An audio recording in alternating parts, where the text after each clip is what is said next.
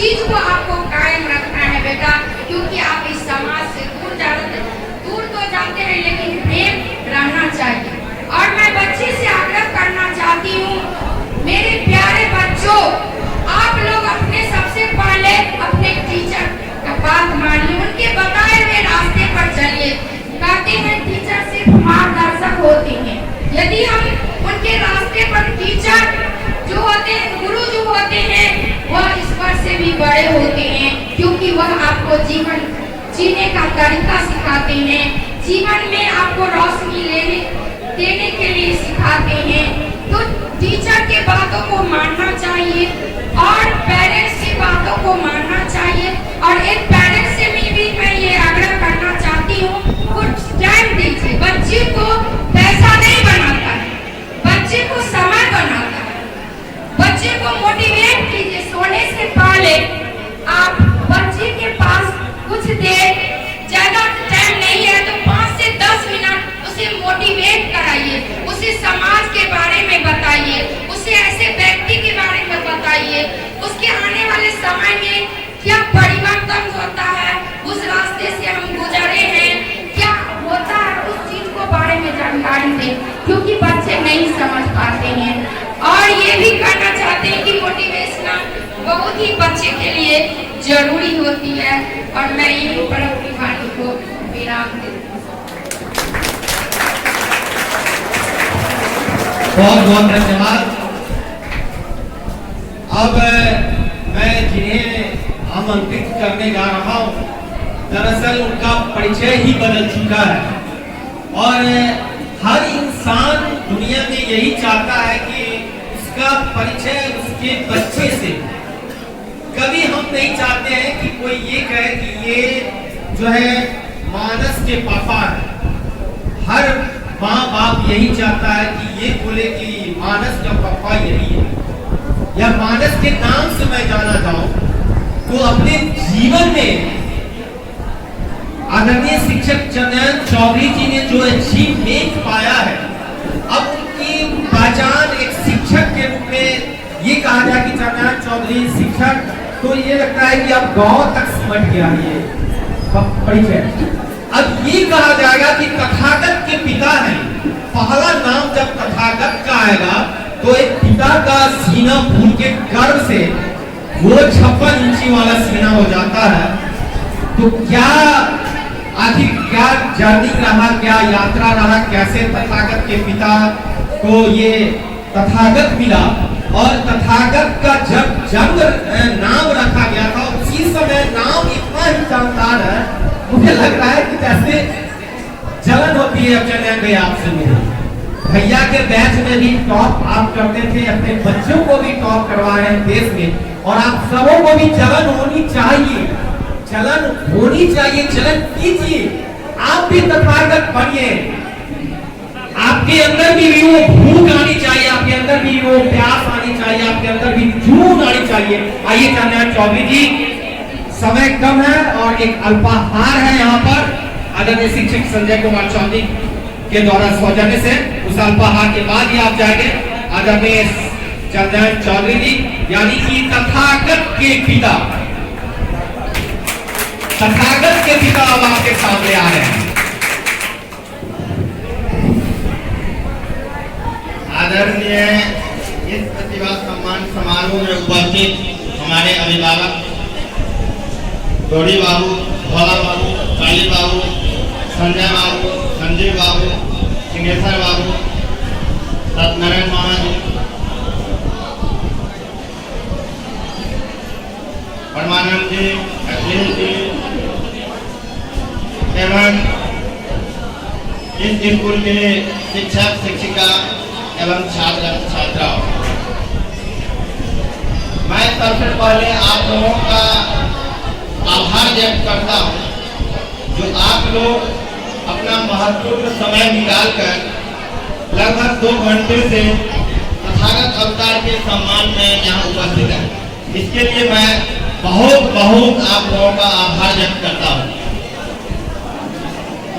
तथागत के संदर्भ में यहाँ बहुत कुछ कहा गया है और उसके पिता होने के नाते कम से कम मुझे उनकी पढ़ाई करने में बड़ा संकोच हो रहा है। और चूंकि ये पढ़ाई आप ही लोगों के मुख से मैं इतना सुना हूँ, जो मैं समझता हूँ, जो मैं इसके काबिल नहीं हूँ, फिर भी मुझे दो शब्द राजा के बोलने के लिए आग्रह किया है। बड़ा मैं अस्वस्थ भी हूँ, फिर भी मैं तो कुछ ऐसे शब्दों को बयां करना चाहता हूँ जो यहाँ किसी के द्वारा नहीं प्रस्तुत किया गया है, या शायद लोग ये जानना चाहते हो। जैसे राजा जी ने कहा जो है तथागत नाम इसका कैसे रखा, जैसे हमारे विभिन्न वक्ताओं ने कहा जो होनहार निर्वाण के होते चिकने पास। मुझे दो लड़का है और दोनों को प्यार से हम लोग सोनू मोनू कहते पुकारते हैं। दोनों का नाम शुरू में सोनू मोनू ही रखा गया और इसका एडमिशन माने जब तक नहीं हो रहा था तो हम इसका फाइनल नाम नहीं रखे। सोनू मोनू परिवार में प्यार से कहते थे। खासकर तथागत ये जो मोनू है ये इतने चंचल थे, इतने मैंने जहाँ कहीं भी जाते थे, जब ये बोलना शुरू किया तो हर चीज के बारे में बोलते मैंने हमारे पिताजी इनसे तबाह हो जाते थे। देखियो ये हरदम हमरा कहते हैं कि बताओ हम इतने धीरे चलिए आ रहा बताओ ये कर।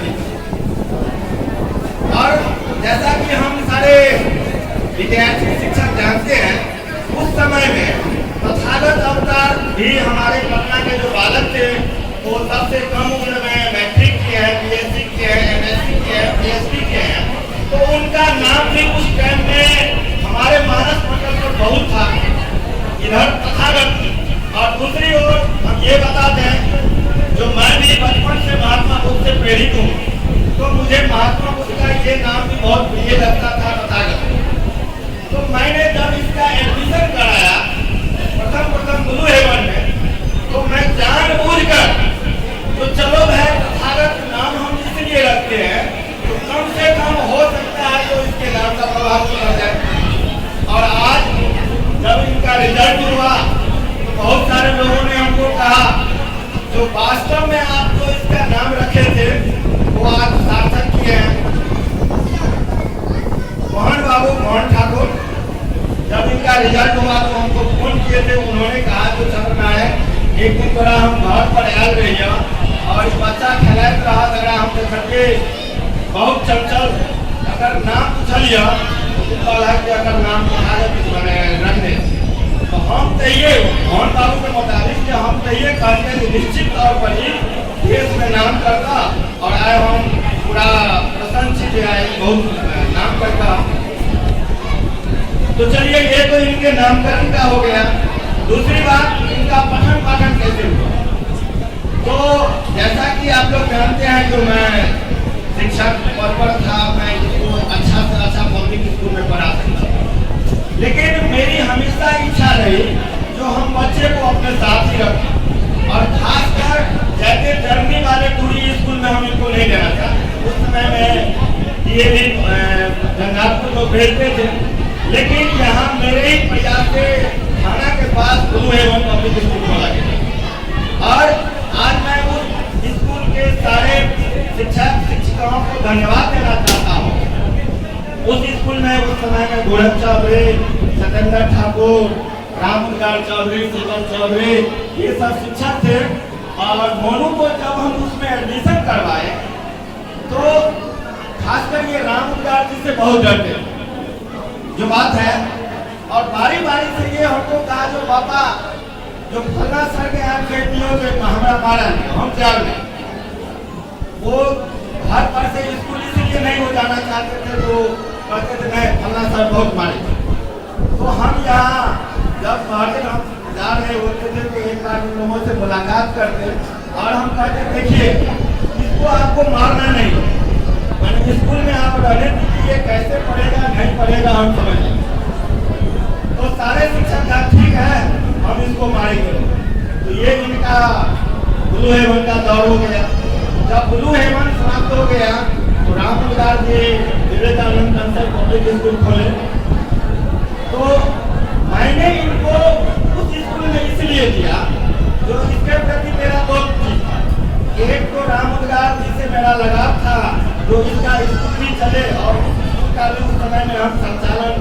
रेख करते थे और हम बराबर स्कूल पर जाते रहते थे। तो मेरी ये रुचि थी जो कम से कम स्कूल के हर टीचर से इंटरेक्ट है।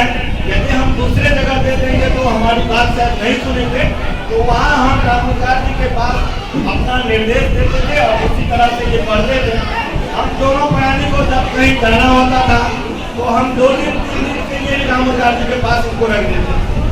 आज मैं इस मंच के माध्यम से रामोकार के प्रति बहुत बहुत आभार व्यक्त करता हूँ, जो जब हम लोग घर छोड़कर कहीं निकलते थे इसको इसलिए नहीं ले जाते थे जो इसका पढ़ाई नहीं छूटे। तो इसके माध्यम से हम अपने बच्चे को ये कहना चाहते हैं, तो देखिए आपके पेरेंट्स को किसी काम से कहीं जाना हो सकता है, लेकिन आप भी यदि जिद करके उसके साथ जाते हैं, किसी शादी में जाना है, विवाह में जाना है, तो आपको 2-3 दिन पढ़ाई छूट सकती है। हम कहीं नहीं इनको ले जाते। उसके बाद जब ये 6 विवेकानंद कॉन्सेप्ट पब्लिक स्कूल से पास किया तो मैं ये जानता था जो बाद में जो भी इंजीनियरिंग या मेडिकल का पढ़ाई होगा वो इंग्लिश मीडियम से होगा और अपने यहाँ इंग्लिश मीडियम स्कूल का अभाव था। तो मैंने संजय से कहा मैं इसको आप अपने पास रखिए और ये पढ़ने में जो तेज था जब ये पढ़ना गया तो इस उस स्कूल में अंग्रेजी में टेस्ट हुआ, लेकिन ये उस टाइम में लिविंग और नॉन लिविंग नहीं समझते थे। प्रिंसिपल ने कहा कि चलिए आप लोग कहते हैं तो हम सुबह में एडमिशन ले लेते हैं, लेकिन यदि ढंग से रिजल्ट नहीं आएगा तो हम अगले साल इसको बढ़ने नहीं देंगे। हम लोगों ने इसको प्रेरित किया, बराबर हम भी जाते रहे और संजय जी इनकी देख रेख करते थे। धीरे धीरे संजय जी ने कहा तो देखिए भाई जी इसको तो जो कहते हैं वो एक ही बार में समझ आता है, तो ऐसा हम करते हैं जो इसको अभी से हम 11th 12th पढ़ाना शुरू करते हैं। पहले आराम से पढ़ा था, तो जब ये 9th में ये गया तो संजय जी के कोचिंग में जो 4वीं पाठशाला के हिसाब से पढ़ना में था कि 11th में लड़का बैठा और संजय जी हमको बताते थे जो हमारे अन्य बच्चे जो हैं टेस्ट में उनसे अच्छा ये मोनू कर रहा है। तो यहाँ संजय जी को बहुत बहुत धन्यवाद देंगे तो इन्होंने ही हमको कहा तो इसको अभी से पढ़ने दीजिए 11th, और जब ये 9th में थे तो 11th पढ़ा और फिर 10th में जब गया तो 12th पढ़ गया, खासकर बायोलॉजी। और वहाँ जितने भी बच्चे थे उसमें ये सबसे अच्छा परफॉर्मेंस बायोलॉजी में करते थे। तो इसके लिए संजय जी बहुत बहुत बधाई के पात्र हैं। धीरे धीरे कोरोना आया, कोरोना का समय जब हम लोग याद करते हैं तो रोग काम जाती है, उसकी हम पढ़ाई नहीं कर सकते हैं, लेकिन कहीं न कहीं कुछ विपदाएं आती है तो कहा जाता है वो अवसर लेकर भी आती है। हमको माफ करेंगे, हालांकि कोविड काल में बहुत ही पीड़ित है, लेकिन खासकर हम यहाँ शिक्षा के क्षेत्र में ये कहना चाहते हैं जब कोविड आ गया तो ये मेरा लड़का घर पर आ गया। ध्यान देंगे सारे बच्चे, हम ये आप लोगों को बताना चाहते हैं जो हम इसके पढ़ाई के प्रति कितने सजग थे के बैठे। परीक्षा देकर जब गाँव आ गया तो इधर कोविड शुरू हो गया। संजय जी पटना में कोचिंग बंद करके थे और ये पटना में 2 महीना आ गए, आ नहीं रहे थे। हम स्पष्ट यहाँ कहते हैं मेरी निजी स्वार्थ थी जो संजय जी मेरे घर पर आ जाए, इसको हम कहते थे जो पटना में तो तुमको वहाँ खर्चा लग रहा है तो आप आइए मेरे घर पर, आप यहाँ रहिएगा और ये लोग भी पढ़ेगा। चूँकि मेरा दोनों लड़का इन्हीं के पास पढ़ता था तो अंत में संजय जी पटना से आते हैं यहाँ, और संजय जब आते हैं तो हमारा सोनू और उनके पास पढ़ना शुरू कर देते हैं और साथ ही संजय जी अन्य बच्चे को यहाँ 4वीं पाठशाला करके पढ़ाते। तो ये एक समय था जो 15-18 में शिक्षा के क्षेत्र में मील का पत्थर साबित हुआ। कोविड काल में हमारा दोनों लड़का इनके सानिध्य में पढ़ रहा था तो धीरे धीरे उस टाइम में उनको कोई ऑनलाइन कोर्स भी नहीं मिल रहा था। संजय जी के पास आते थे, धीरे धीरे जब इसका 11th खत्म हो गया, जब ये 12th में गए तब ये हमको कहा जो पापा ऐसे हैं कि फिजिक्स वाले हैं उसका लेक्चर जो हम सुने हैं तो बहुत अच्छा लगा। तब इन्होंने कहा जो देखिए माने ये हम बताते हैं तो ये समय के कितने माने बचत करने के लिए बैठे। इन्होंने कहा जो पापा यदि आप चाचा को कहते जो हम कोचिंग नहीं लेंगे, क्योंकि कोचिंग आने जाने में हमको समय बर्बाद होता है और हमको उतना पढ़ना भी नहीं है, क्योंकि ऑनलाइन में हम पूरा समझ लेते हैं। चाचा यदि सप्ताह में 1 से 2 दिन आकर घर पर ही हमको गाइड करते तो हमको समय की बचत होगी। संजय जी के पास हमें रखा जो है ये कोचिंग नहीं तोड़ा जाता, अगर आपको घरे पर है संजय का ठीक से मैं यहाँ से कहबे से तो तथागत वहाँ घर पर ही रहकर ऑनलाइन पढ़ता था। और स्वाभाविक है जो फिजिक्स जो है जो न्यूमेरिकल बेस है उसमें जो प्रॉब्लम होती थी, संजय जी सप्ताह में कम से कम 2 दिन जाकर उसको सॉल्व करते। तो इस सफलता में हम जहाँ तक देख रहे हैं, समाज, परिवार, माता पिता, विभिन्न गुरुजनों का साथ रहता ही है, लेकिन हम निश्चित तौर पर संजय जी के प्रति बहुत आभारी हैं जो इन्होंने एक तो 9th से ही 11th क्लास पढ़ाना शुरू किया और दूसरी ओर ये केवल फिजिक्स वाले के ऑनलाइन पढ़कर नहीं कर सकते, क्योंकि उसमें हम बहुत सारा वीडियो भी देखे हैं। वो लड़का से भी बताता था जो फिजिक्स को कोई सोल्व करने वाले उनके असिस्टेंट टीचर होते थे। बहुत ऐसा हम वीडियो देखे हैं जिसमें वो बच्चा सबका रहा था जो फिजिक्स का हमारे सलमान टीचर हेल्प करते थे। तो आज मैं इस मंच के माध्यम से यहाँ उपस्थित छात्र छात्राओं को ये कहना चाहूंगा, जो आप लोग ये दृढ़ इच्छा शक्ति बना लीजिए जो हम भी कुछ कर सकते हैं। यदि मनुष्य दृढ़ इच्छा शक्ति बना ले तो दुनिया में कोई चीज असंभव नहीं है। आज ऑनलाइन माध्यम से हमको अच्छा से अच्छा कंटेंट मिल रहा है। आप ऑनलाइन कोर्स कीजिए, यहाँ संजय जी कोचिंग पढ़ाते हैं, फिर भी संजय जी ये नहीं आपको कह सकते हैं जो नहीं मैं इससे पढ़ूँ आप ऑनलाइन नहीं पढ़िए। संजय जी भी बोलते हैं जो आप ऑनलाइन कीजिए, ऑनलाइन क्लास लीजिए। हाँ, आपको सपोर्ट के लिए जरूर संजय जी से संपर्क में रहना चाहिए, क्योंकि फिजिक्स खासकर जो होता है वो न्यूमेरिकल बेस्ड होता है और छात्र को वहाँ जो भी समस्याएं होती है, चूंकि अभी ऑनलाइन में उतना सुविधा नहीं है जो तत्काल टीचर वो सॉल्व करते हैं। वैसे वो लगभग 80% सॉल्व कर देते हैं, लेकिन जब वो प्रॉब्लम देते हैं तो बहुत सारा डिफिकल्टी नहीं आता है तो संजय जी जैसे सॉल्व कर देते हैं। तो मैं छात्र छात्राओं को ये प्रेरित करना चाहता हूँ जो दुनिया में कोई भी काम असंभव नहीं है, खासकर पढ़ाई। मैं हमेशा से करता रहा, पढ़ाई इतना आसान कुछ नहीं है। इसीलिए हम कहते हैं देखो कम से कम पढ़ाई में तो हमको धूप में जाकर पसीना नहीं न बहाना पड़ता है। हम एक खुद के घर में भी बैठ कर हम पढ़ सकते हैं, आसानी से पढ़ सकते हैं। और इनके बारे में PUBG के बारे में तो ये बात आ गई है। शुरू में इनके पढ़ाई से हम भी उतना संतुष्ट नहीं थे, तो इन दोनों भाई को हम ये कहते थे जो हर पढ़ाई तथ्य माने हम दूसरा पढ़ाई मिले ध्यान देंगे सारे बच्चे। जिस दिन अभिभावक आपको ये कहने लगे जो बउआ कहते खाल नहीं पढ़ा तब तू बुझिया हमारे पढ़ाई थे। हम अपनी पत्नी को, मेरी पत्नी का सीखने में बहुत मेहनत हमको यही पढ़ाई रहे थे, क्योंकि हम जानते थे जो मेडिकल और इंजीनियरिंग की पढ़ाई कितनी पढ़ना पड़ता है। तो इन लोगों के पढ़ाई से हम शुरू में संतुष्ट नहीं थे, क्योंकि ये मेरे आंखों के सामने ही पढ़ते थे और स्वाभाविक है बच्चे हैं तो सोशल मीडिया से भी लगाव रखते थे। सोशल मीडिया से तो इसको हम मैंने मेरी पत्नी इसको दूर कर दिए, लेकिन पढ़ाई से हम संतुष्ट नहीं थे। लेकिन बाद में वही लड़का एक रात को हम जब उठते हैं तो देखते हैं लगभग वो 2 बज रहा था, जाड़े का मौसम था और ये 2 बजे ये पढ़ रहा था।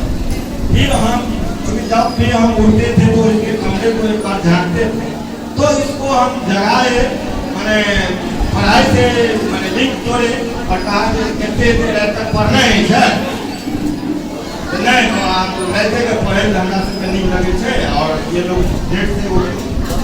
बाद में हमको ऐसा महसूस हुआ, मेरी पत्नी ने कहा जो मेरे मैंने बाद में हम इसको पढ़ने के लिए कहना बंद कर दिए, तब ये लोगों ने कहा जो नहीं शायद आप पापा हमारा पढ़ाई के महत्व बढ़ रहा है मैंने आप भी पापा क्यों गई जल्दी पढ़ेंगे। तो तो यही इनके पढ़ाई का जर्नी है। प्यारे बच्चे, ये आप ध्यान देंगे, हम लोग पैसे वाले होकर भी मैं गर्व के साथ ये कहना चाहता हूँ, बहुत लोग तो ये कहते हैं जो मेरे बच्चे के पीछे मुझे इतना खर्चा हो गया, इतना खर्चा हो गया। मैं गर्व के साथ ये कहता हूँ तो मेरा जो लड़का जो भी अचीवमेंट किया है, हम इसके पीछे बहुत खर्चा नहीं किया। पिछला साल जब इसको 611 नंबर हुआ था तो चूंकि लोग विभिन्न बुजुर्ग से सलाह लेते हैं, सारे लोग कहते थे जो ये सीट की अगला साल मिलेगा कि नहीं मिलेगा।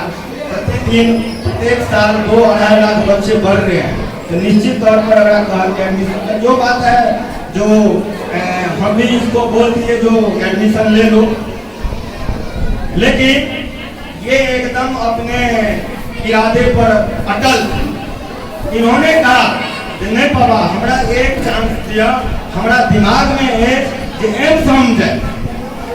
तो जो बात है, मैं अपनी पढ़ाई नहीं करना चाहता हूँ, हम अनमने ढंग से ही हम भी ये सोचे जो है जो होगा उनके बाद में होगा, हम क्या करेंगे। हम तो क्योंकि मेरी इच्छा ये थी जो ये एडमिशन ले ले और पढ़ाई भी करे, और इनका कहना था नहीं हम एडमिशन ला लेंगे तो हमारा फिर कॉलेज के पढ़ा और उनका हमारा छूट जाए। तो हम अनमने ढंग से ही तो हम इजाजत दे दिए। तो प्यारे बच्चे, हम यहाँ ये शिक्षा लेते हैं जो जिंदगी में हमें असफलताएं भी मिलती है, लेकिन हमें असफलता से घबराना नहीं। क्योंकि हम लोग देखते हैं जब जनरल कंपटीशन की बच्चे पढ़ाई करते हैं तो देखते हैं 5 साल 7 साल 8 साल BA MA करके तैयारी करते रहते हैं। लेकिन बहुत दुख की बात है जो आज बच्चे 12वीं करने के बाद एक बार परीक्षा देते हैं, 2 बार परीक्षा देते हैं, तीसरा बार परीक्षा देना नहीं चाहते। हमको बहुत सारे संगी साथी सब भी बोले, संजीव जी से भी हमको बात हुई थी और इन्होंने भी कहा था कि जब है बच्चा की इच्छा चाहिए हम परीक्षा दिए तो आगे की दिक्कत है दिए दियो। क्योंकि बहुत सारे बच्चे ये होते रहते हैं जो नहीं अगला साल हम परीक्षा नहीं देंगे। तो यहाँ हम अपने अभी जो भी बच्चे यहाँ उपस्थित हैं, हम उनको ये सलाह देना चाहते हैं जो आप असफलता से घबराए नहीं। असफलता हमको मिलती है, लेकिन एक ऐसा अवसर हमको जरूर देती है जो हम सफल होंगे। आज लगभग जहां तक मुझे जानकारी है, इन्होंने जितना नंबर लाया, इतना नंबर ड्रॉपर बच्चे नहीं लाते हैं। क्योंकि ड्रॉपर जो होते हैं तो वो टूट चुके होते हैं। जनरली ड्रॉपर आपको सेकंड रैंक फर्स्ट रैंक में जैसे तैसे रिजल्ट करते हैं। तो इन्होंने भी अपने इंटरव्यू में फिजिक्स वाले को कहा जो सर आप लोग कहते थे जो ड्रॉपर जो है तो टॉपर नहीं बनते हैं। तो इनका सर ने कहा तो चलो हम सॉरी मानते हैं, अब फिर हम ये बात नहीं कहेंगे। तो कहने का ये हुआ प्यारे बच्चों, आप यदि दृढ़ इच्छा शक्ति से पढ़ाई पर लगे रहते हैं तो सफलताएं निश्चित तौर पर एक न एक दिन कदम चुनेगी। हम बराबर ये बच्चे को कहते हैं जो कोई भी बच्चे कमजोर नहीं होते, और आप लोगों को भी बता दें, हाँ ये बात है जो कुछ ऐसे जीनियस बच्चे होते हैं जो एक बार में ही किसी बात को समझ जाते हैं। लेकिन हम आप लोगों को जो एवरेज स्टूडेंट हैं उनको ये कहना चाहते हैं जो ठीक है, जो जीनियस है तो 1 साल में मान लीजिए वो सिलेबस समझ रहे हैं। आप थोड़ा उससे कमजोर है तो 2 साल आपको लगेगा, उससे भी कमजोर है तो आपको 3 साल लगेगा। ऐसा लड़का हम देखे हैं जो मेडिकल खासकर नंगा चांस में निकाला। और आपके आंध्रा थाने में भी अनिल कुमार रमन एक एग्जाम्पल है जो वर्तमान में एनजीओ पद पर कार्यरत है। उन्होंने नम्मा चांस में यूपीएससी निकाला था, नम्मा चांस। तो हम अब ज्यादा समय नहीं लेंगे, इस प्रतिभा सम्मान समारोह के माध्यम से हम यहाँ उपस्थित अभिभावक, बच्चे और शिक्षक तीनों से आग्रह करेंगे जो सफलता में केवल एक आदमी का रोल नहीं होता। ध्यान देंगे, यदि ये कोई चाहेंगे जो टीचर बहुत अच्छा है और बच्चे को हम पढ़ा देंगे तो मुझे उम्मीद है जो सारे पैसे वाले अपने बच्चे को डॉक्टर इंजीनियर बना देंगे। तो टीचर के बदौलत बच्चे नहीं पढ़ते हैं। उसके बाद स्थान आता है बच्चे। बच्चे भी बहुत अच्छे हैं, लेकिन यदि गार्जियन का सपोर्ट नहीं है, निश्चित तौर पर वो भी बच्चे सफल नहीं होते। बहुत सारे बच्चे हैं जो पढ़ने में अच्छे हैं, और यदि मान लीजिए वो कहीं ट्यूशन पढ़ रहे हैं, तो अभी भी हमारे गांव घर में हम लोगों को सुनते हुए देखते हैं, वो पढ़ाई को वैसे समझते हैं जो टीचर पढ़ाते हैं कोई खर्चा थोड़ी होता है।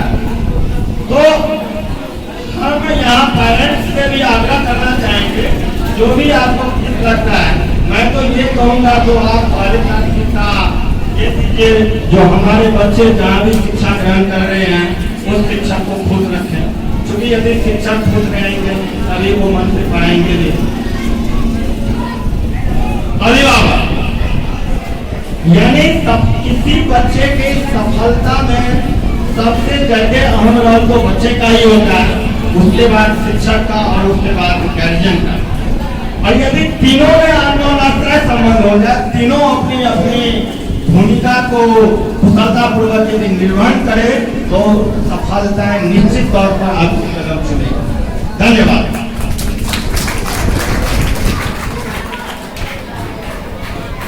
बहुत बहुत बहुत धन्यवाद। मुझे लगता नहीं है कि कुछ भी बचा हो आप सबों के लिए, और पूरी यात्रा आपने सुना है ब्लू हेवन से लेकर नीट की सफलता तक का।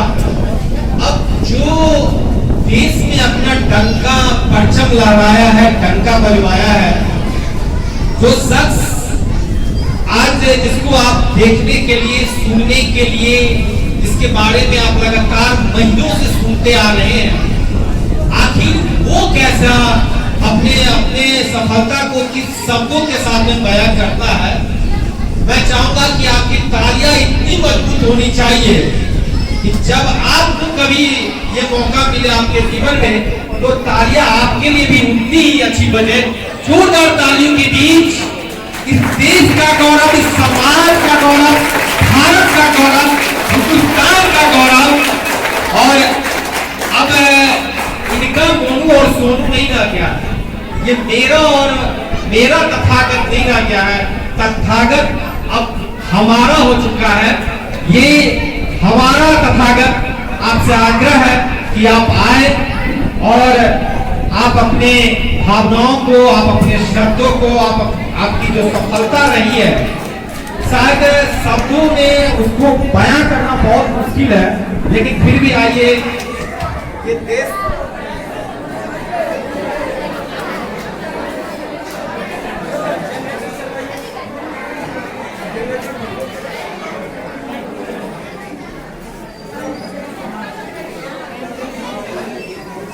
और यही आशीर्वाद हर बच्चे के ऊपर बनाए रखें।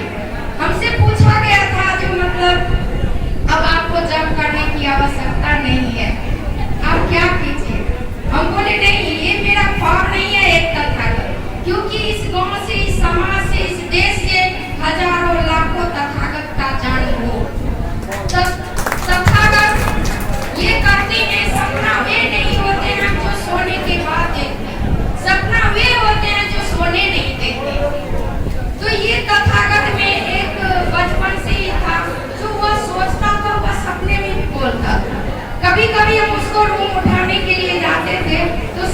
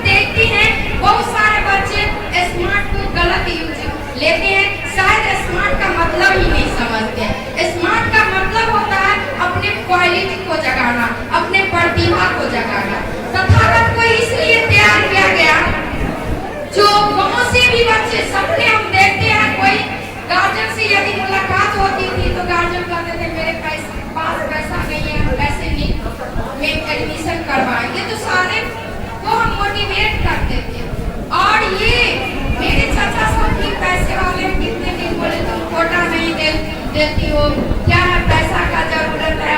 ये हम बोले नहीं, ये इसलिए तैयार हो रहा है कि समाज का प्रेरणा तैयार हो रहा है। सब इस पर संजय जी बहुत मदद किए, हर रोज इसका जो डॉट रहता था उसको बताने के लिए जाते थे। तो मार्गदर्शक में रहना चाहिए। तो सारे बच्चे में हम देखते हैं सबसे पहले अपने आप को बनाएं, अपनी प्रतिभा को जगाएं, व्यवहारशील, सबसे व्यवहारशील भी, अनुशासित भी हमारे लिए बहुत ही अहमियत रखती है। और यहाँ के समाज से मैं, यहाँ के जो परिवार से मैं यह आग्रह करना चाहती हूँ, जो तथागत के बारे में जो भी सुनते थे और हमको आशीर्वाद देते थे, हर एक माँ को ऐसा ही आशीर्वाद आप लोग दे, ऐसे ही हर बच्चे के लिए दुआ करे। जो आज जो सम्मान तथागत को मिल रहा है, इस समाज में हजारों बच्चे को मिले। मैं यही आग्रह आप सबों से करना चाहती हूँ। और कहते हैं इनका पापा का प्रमोशन जब हुआ था तो हम बोले जो आप प्रमोशन नहीं लीजिए, मैं स्थान का भूमिका में बोलना चाहती हूँ। तो ये बोले ऐसे क्यों तुम बोल रही हो? बोले नहीं, थोड़ा सोचिए, स्थान का बहुत ही महत्व होता है।